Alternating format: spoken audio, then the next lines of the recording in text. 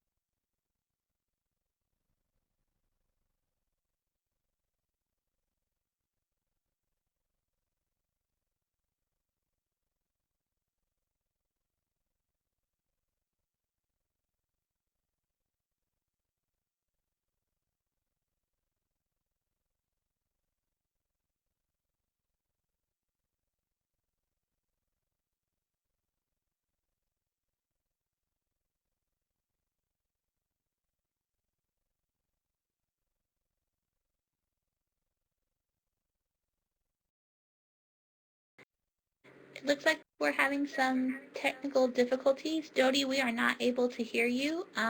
Can you try to reconnect your microphone? Is this better? Yes, we can hear you now. Thanks. Okay, I'm going to go back to the beginning then. All right. Everybody can hear me now?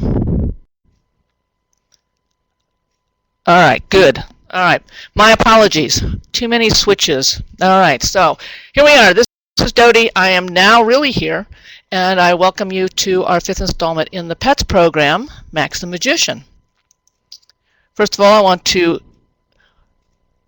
welcome you to Crystal Pond Woods, which is the home of the 6 Thinking Specialists.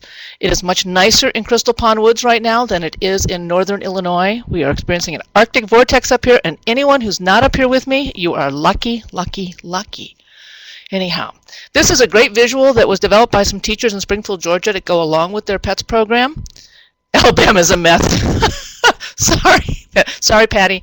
And I understand that Georgia's not much better, so I guess we're all sort of in the same boat, except, you know, I tell you, if we went to Crystal Pond Woods, look, we'd be just fine. Green grass, meadow, you know, the pond, everything's cool. So this is a great visual, which is a great thing for us to be talking about today, especially because we're talking about Max the Magician, who is our visual spatial thinker. You can see right up there at the top, right up here is where Max, where that arrow is, that's where Max lives here. For those of you who are maybe a little less familiar with the program, Primary Education Thinking Skills focuses on divergent thinking with Isabel the Inventor and her best friend Yolanda the Yarnspinner. We talk about convergent thinking and the strategies that go along with it with Dudley the Detective and his best friend Sybil the Scientist. Our visual spatial thinker is Max the Magician, and our evaluative thinker is Jordan the Judge. And today, of course, as we've mentioned, we're going to be focusing on Max the Magician. Now, Down in the lower left-hand corner, sorry, you'll see a yellow star. Whenever you see a yellow star on the screen, that means that this graphic or that screen is in your handout packet. All right. For those of you that maybe not be familiar with also in your handout packet, there is a picture of all of these thinking specialists so that you can share that with your students.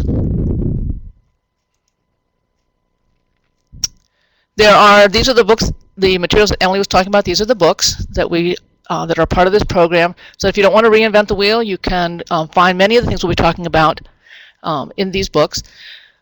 The red one up there with the yellow star, that's the one that I focus on the most in these presentations, the materials that are in level 1. The green book is level 2, the yellow book is the kindergarten book, and the blue book is our level 3. A lot depends really on the levels of your kids, the classroom profile that you have as to just which book to use. For the most part, level 1 are the materials that I use with first graders. There are CDs that go with each of those books, and you'll notice the blue star up there that the red book, the level 1 book, does have a CD in Spanish for ESL students. The other thing I wanted to mention, notice the different colors of the books. If you see a box on a screen that is, when it's colored and it has a number in it, for instance, if it's red and it has the number 7 in it, it means that that particular activity is found on page 7 in the red book. And obviously, if it's green, it's in the green book, and if it's blue, it's in the blue book. Okay? Sometimes technology doesn't do what it's supposed to. So at any rate, here is Max the Magician, all right, our focus for today. And he really likes to, as a visual spatial thinker, he looks for patterns. He also likes to find a reasonable solution to problems.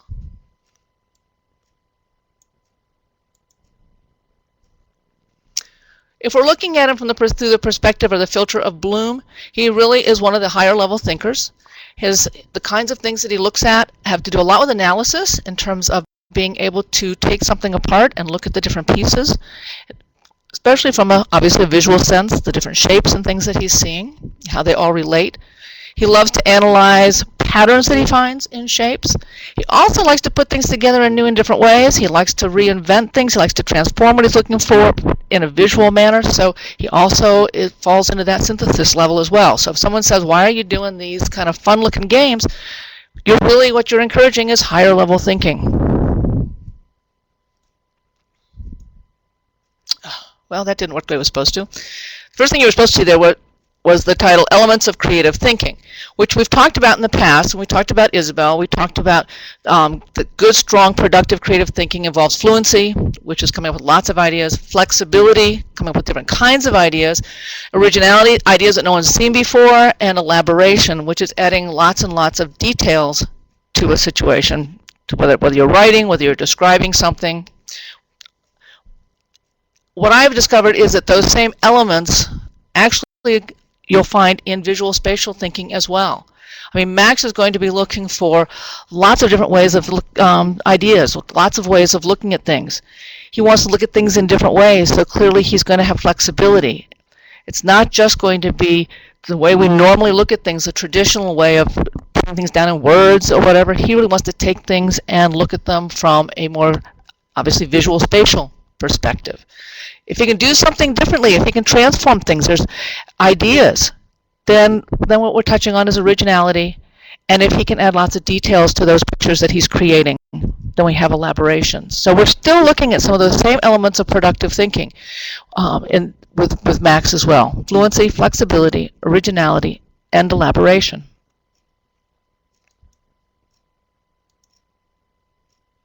Okay, where's this slide?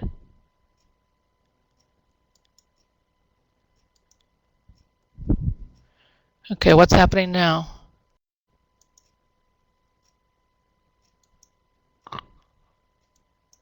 Sorry, folks, I'm not quite sure what's happening here.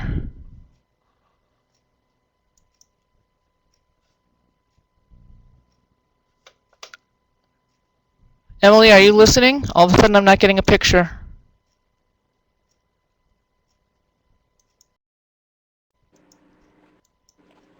I'm listening. We can see a picture. I can see the picture. You can see a picture? Yes. I can't see anything except my background. Well, this is great. You've got pictures and I don't have anything, so I can't tell what I'm looking at.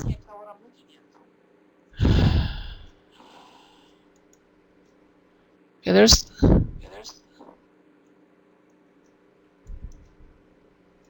We just... All right, now I'm back. Let's see if this keeps going.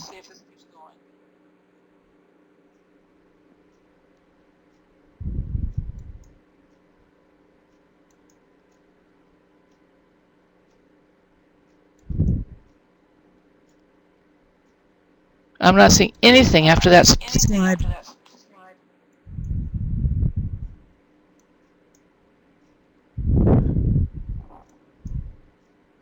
I have no idea where I am, Em. Okay, do you want to go ahead and go to the next slide? Will it show up? I've tried. It won't go.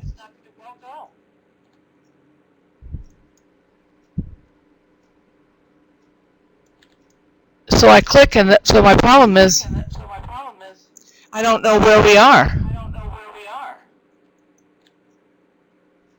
And I understand that people are typing in that there's things, which is great, but I can't talk about a blank. Let's see if I can do it this way.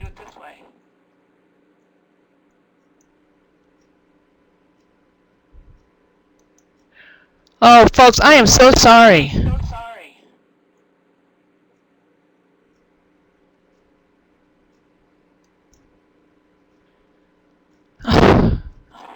Well, I've got a screen now. Let's see if it keeps going forward. The screen that had the puzzle pieces in it, I can speak to that a little bit. Okay, Emily, I'm getting an echo back now. Okay. From you. Okay. The screen that had the puzzle pieces in it were quotes that I pulled from Linda Silverman's book, Upside Down Brilliance, the Visual-Spatial Learner.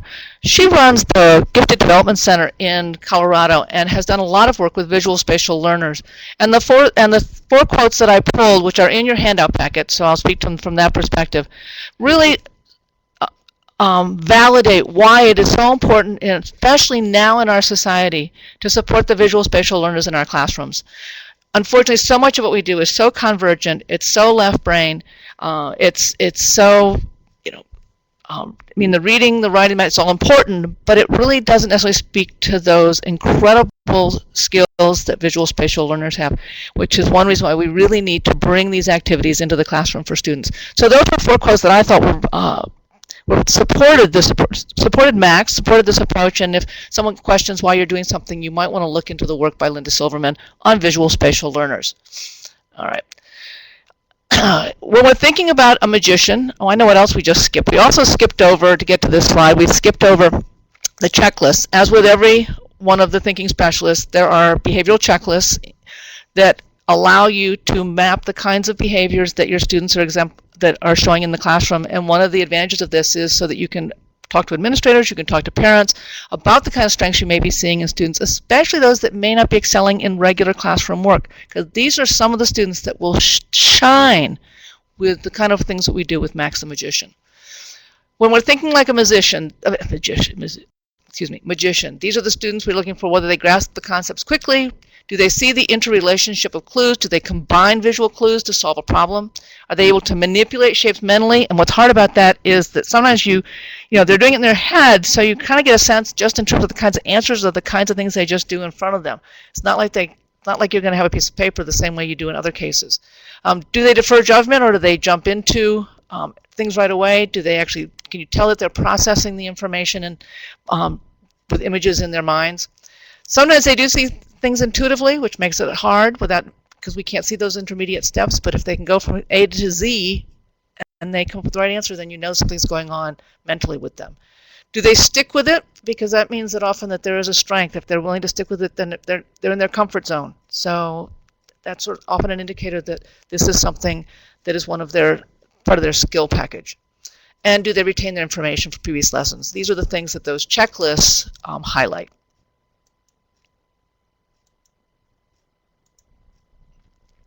As always, Max's section starts with a story, and in this particular story, Max has he's arrived to visit the people in Crystal Palm Woods. They're just getting to know him for the first time. And he arrives with his top hat. And one of the things that he has decided is as you can see in the picture there, on one of the pictures, he doesn't have this a hat band, but he adds a hat band. And what he asks the people in the audience to do is to look at a bunch of pattern blocks. And so if you're doing this for your students, you would take a bunch of pattern blocks and put them out for them to work with so that they actually have manipulatives. Now, one of the things, notice that there's a star on this page. I have put a colored version of this page in your handout packet. There is not a colored version in the books. So this is something you get differently from what you would get normally in the books. The big question is, can the students replicate the pattern that is on Max's hat band with the blocks? Which blocks did he use in order to create that? Now, one of the shapes is pretty obvious. I think the green one is pretty straightforward. Obviously, that's going to be one of those green triangles. The red one is a little bit trickier. You notice how thin it is. And that's because in this case, we've asked the students to go sort of a step beyond just picking up the shapes, which normally they lay flat on the table, and to consider the fact that there's more than one side to shapes. And in fact, what we're looking at here is the edge of the red trapezoid. Not the face of it, but the edge of it. So it asks students, again, as I said, to look beyond the obvious.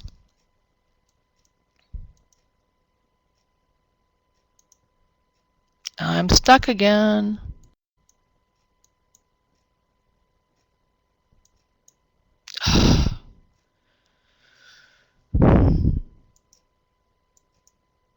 Sorry, folks. I'm trying to find out. Come on.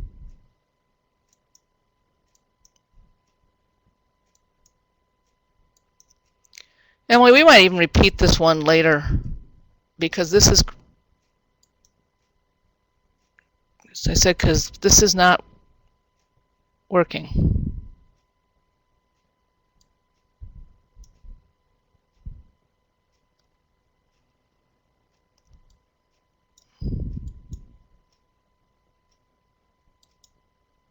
Okay, I have no idea what you're looking at, folks. So do you want to go ahead and cancel this one and we'll just reschedule? I need some feedback from the audience out there. What would you, I hate to, I know you've scheduled time to do this, and I apologize for that, but since I can't, we just jumped, I just got something here. Oh, okay, let me back up, let me see. Okay, a couple people are typing.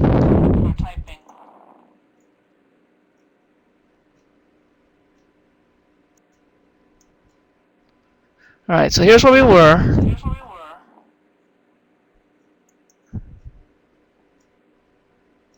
Max's magic hat went away. Yes, I know. Well, this should have been a new one right here.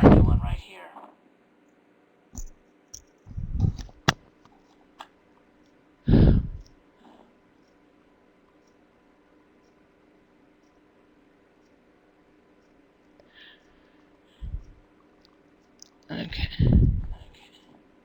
And I'm not seeing anything at all. I've got Marianne says that she can see the magic hat instructions, but I am not seeing anything at all on this screen. Okay, Dodie, we can just cancel this one and we'll reschedule and send out an email letting everybody know when we'll have it again. Okay, I am seriously sorry. Folks, what do you, in terms of time, what are we looking at? Boy, I'm going to be out of town at the end of next week. Emily, I guess we have to just talk about a time. Okay, yeah, we'll talk about a time and we'll send out an email to let everybody know when we're going to redo it. Okay. All right. My apologies. The discount will still work and will still be valid until the 7th of February, and you can still get the handout and poster if you'd like, but we'll go ahead and cancel this one for today.